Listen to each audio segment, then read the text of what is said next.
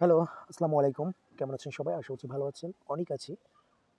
আজকে আমার থাম্বনেলটি দেখে সবাই বুঝতে পারছেন যে ফারজানা নিউ ইয়র্কে থাকে। তার মুখোশ খুলতে যাচ্ছি। তিনি আসলে কি কার্যক্রম করছেন সাম্প্রতিক সময়ে, তাকে নিয়ে যে বিতর্কগুলো উঠছে, কেন উঠছে সে বিষয়ে ডিটেইলস কিছু বলার জন্য। ফারজানা আপুর ১ম যে অপরাধ, সে অপরাধটি হলো তিনি নিউ ইয়র্কে থেকে আমাদের বাংলাদেশের সাকিবিয়ানদের নিয়ে একটা ঐক্যমতের একটি ফোরাম তৈরি হয়েছে, যেখানে সকলে একই ছাদের নিচে বসে বিভিন্ন ধরনের শাকিব খানকে নিয়ে প্রমোশনমূলক কাজ করছে। এটা তার ১ম অন্যায়।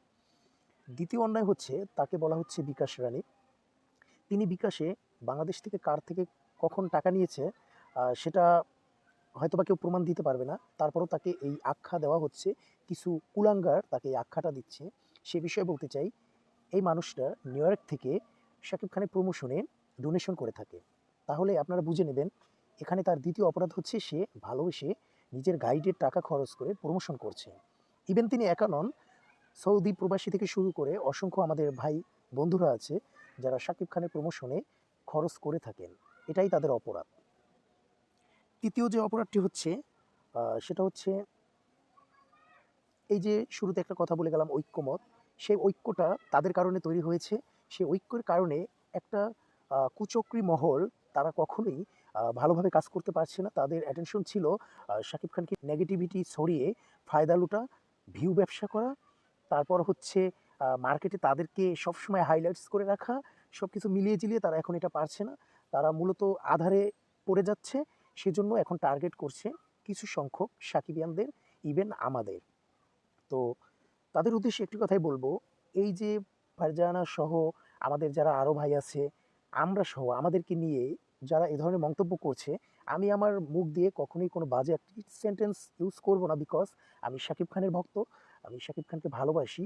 ইভেন আমাদের ফোরামে যারাই আছে সকলে মার্জিত, এডুকেটেড এবং সকল দিক থেকে তারা পারফেক্ট পারসন।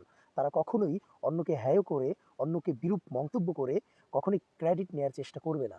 সো সেক্ষেত্রে যেই কুলাঙ্গারগুলো এই সোশ্যাল মিডিয়াতে বিভিন্ন ধরনের বিতর্ক ছড়াচ্ছে, তাদের বিষয়ে কঠোর অবস্থানে কিন্তু আমরা যাচ্ছি।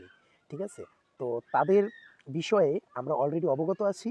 তারা যেটা করছে সেই অন্যায়টা বুঝতে পেরে যদি তারা অচিরেই জাতির কাছে, সকলের কাছে ক্ষমা প্রার্থনা করে, সেটাই হবে তাদের জন্য মঙ্গলজনক। কারণ তারা বিভ্রান্ত তৈরি করছে, সাকিবিয়ানদেরকে হেয় করছে, ইভেন শাকিব খানকে আহ, এই আমাদের গ্লোবাল মেগাস্টারকেও ছোট করছে। ঠিক আছে? তো সকল সাকিবিয়ানদের কাছে একটি অনুরোধ থাকবে, আপনারা সব সময় যাচাই করে দেখবেন কারা কাজ করতেছে। শুরু থেকে এই পর্যন্ত যদি ধরি, সাকিবিয়ানদের কোনো একটি গ্রুপ পিকচার আছে বলতে পারবেন? আমরা ছাড়া নাই। আমাদের এই ঐক্যমত তৈরি হয়েছে আমাদের সকলের প্রচেষ্টায়। আমরা চেষ্টা করছি সবসময় ঐক্যমত তৈরি করে রাখতে, আমরা মিলেমিশে সকলে কাজ করতে। আমরা কাজ করতেছি, এটাই আমাদের অপরাধ। আমরা বেশি বেশি কাজ করব, এটাই আমাদের অপরাধ। এই জন্য আমাদেরকে কথা শুনতে হচ্ছে। ওকে, প্রবলেম নাই, আমরা কাজ করেই যাব। তোমরা যারা উল্টাপাল্টা মন্তব্য করো, করতে থাকো, বাট আমরা কাজ করতেই থাকবো।